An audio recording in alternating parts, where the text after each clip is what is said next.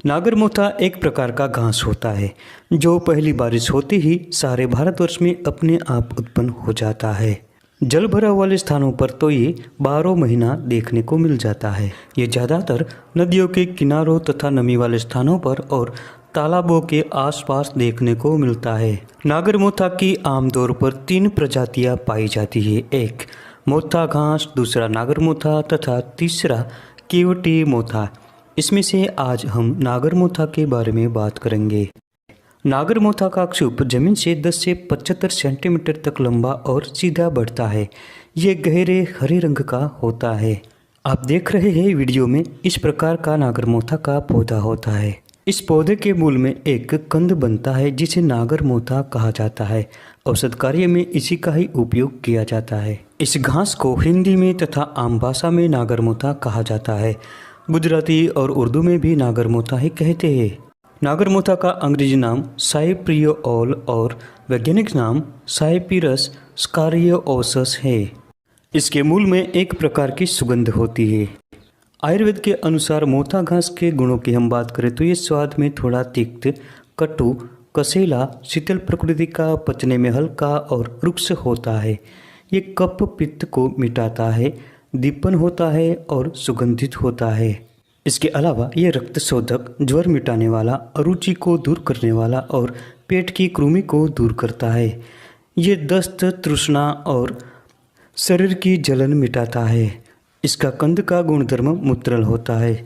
ये कृमि मिटाता है, स्तंभक होता है और भूख बढ़ाता है तथा बल की वृद्धि करता है। दोस्तों, नागरमोथा को पानी में उबालकर चाय बनाकर दिन में 3 बार पीने से किसी भी प्रकार का ज्वर हो उतर जाता है। जिन लोगों को रात में दिखाई न देता हो ऐसे लोगों को नागरमोथा के कंद का क्वाथ बनाकर ठंडा होने के बाद आँखों को धोने से बहुत लाभ होता है। इसके अलावा इसके मूल को बकरी के दूध में घिसकर आँखों में अंजन करने से भी आँखों की जलन और लालिमा दूर होती है। जिन लोगों को खाया पिया पचता न हो, भूख न लगती हो तो ऐसे लोगों को नागरमोथा के मूल को उबाल कर इसका काढ़ा बनाकर दिन में 3 बार सेवन करना चाहिए।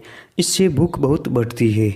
नागरमोथा के चूर्ण की फंकी लेने से पेट की कृमि दूर हो जाती है। नागरमोथा दांतों के लिए भी बहुत लाभकारी औषधि है। दांतों के दर्द में नागरमोथा के साथ सौंठ, हरितकी, मरीच, पिपली, वाइवडिंग और नीम को मिलाकर पीस ले और गौमूत्र की भावना देकर गोलियां बनाकर साया में सुखा ले। इनमें से 1 से 2 गोली रात्रि में मुंह में रखने से दांतों का हिलना बंद हो जाता है और दांत मजबूत बनते हैं। दोस्तों, ये खांसी और श्वास में भी बहुत लाभकारी औषधि है।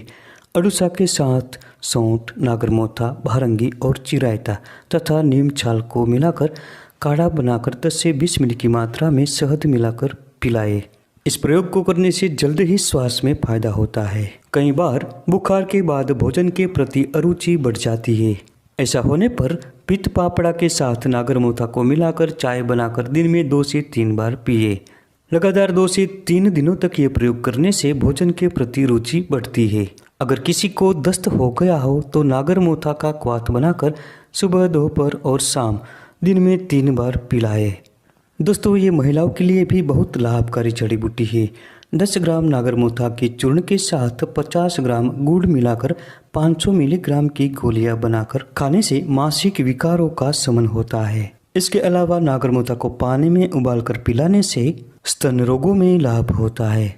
दोस्तों, पैरों में दर्द, सूजन और चलने फिरने में दिक्कत हो रही हो तो नागरमोथा के चूर्ण को 1 चम्मच की मात्रा में पानी के साथ सेवन करें। कुछ दिनों तक लगातार ये करने से जोड़ों का दर्द मिटता है और पैरों की सूजन दूर होती है। दोस्तों, सभी प्रकार के ज्वर में नागरमोथा उपयोगी औषधि है। पित्त पापड़ा के साथ नागरमोथा को मिलाकर क्वाथ बनाकर पिलाने से जल्दी ही ज्वर छूट जाता है। इसके अलावा नागरमोथा के साथ सौंठ तथा चिरायता 10-10 ग्राम की मात्रा में मिलाकर क्वाथ बनाकर पिलाए।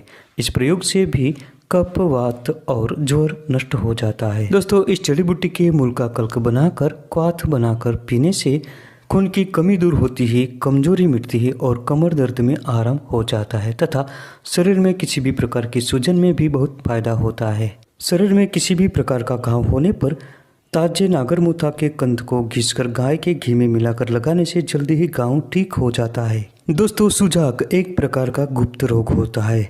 इस रोग में नागरमोथा को पानी में उबालकर क्वाथ बनाकर 50 मिली की मात्रा में रोगी को सुबह शाम पिलाने से बहुत जल्दी ही फायदा महसूस होता है।